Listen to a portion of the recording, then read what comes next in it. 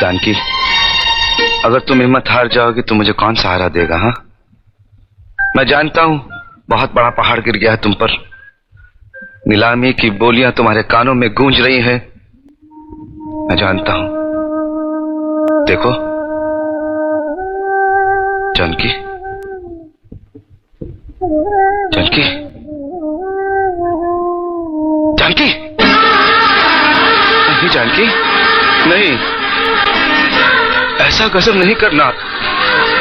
तुम्हारे सिवाय कोई नहीं है मेरा।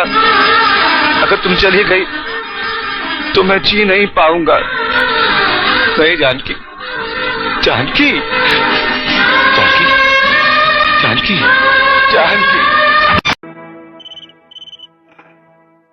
हेलो लाला, लाला तुम ठीक कहता था, अपन बर्बाद हो गया लाला। औरत क्या तो लुट गया लाला। पैसा गंवाने का इतना गम नहीं, लेकिन पहली बार इतना जलील हुआ लाला। अपनी नजरों में गिर गया लाला। काश अपन तुम्हारा बात मान लिया होता। मैं क्या करूं लाला, क्या करूं?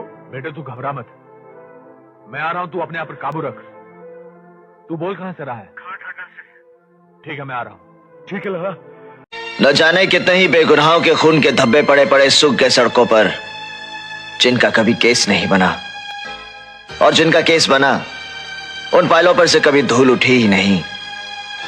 आज अपनी बेटी का खून देखकर घुटने पर आ गए। तुम्हारे ही सताए हुए किसी एक ने मार डाला है उसे। लेकिन इसको क्यों मारा? पिंकी को क्यों मारा? अरे क्या बिगाड़ा था इसने किसी का? क्यों? क्यों? अहिंसा से अपना हक मांगने वाला सजदे सारे बाजार काट कर फेंक दिया गया। क्यों? उसकी बीवी मालती तुम्हारे ही पुलिस स्टेशन में सर पटक पटक कर पागल हो गई और उसे इंसाफ नहीं मिला। क्यों? एक बुजुर्ग को चौराहे पर कुत्ता बनाया जाता है, उसका तमाशा बनाया जाता है और पुलिस मुंह फेर कर चली जाती है। क्यों? जो परिवार अपनी जमीन के लिए, अपनी रोजी रोटी के लिए कभी किसी मिनिस्टर के सामने गिड़गिड़ाते हैं, तो कभी कातिया के दरवाजे पर अपना माथा टेकते हैं, तो कभी तुम्हारी जेबें गर्म करते हैं, फिर भी उनके घर में चूल्हे ठंडे पड़े हैं। क्यों? क्यों? ना जाने कितने ही ऐसे क्यों गरीबों के यहां से उठते हैं, यहां से। क्यों? क्यों? क्यों? जानते हो क्यों? क्योंकि कानून और इंसाफ ताकतवर के घर गुलाम बनकर बैठे हैं, और जब तक ऐसा रहेगा खून यूं ही बहेगा। इस खून के जिम्मेदार तुम हो। तुम जैसे गैर जिम्मेदार पुलिस वाले एक आम आदमी को घातक बनने पर मजबूर करते हैं। तुम्हारे पापों की कीमत चुकाई है तुम्हारी बेटी ने।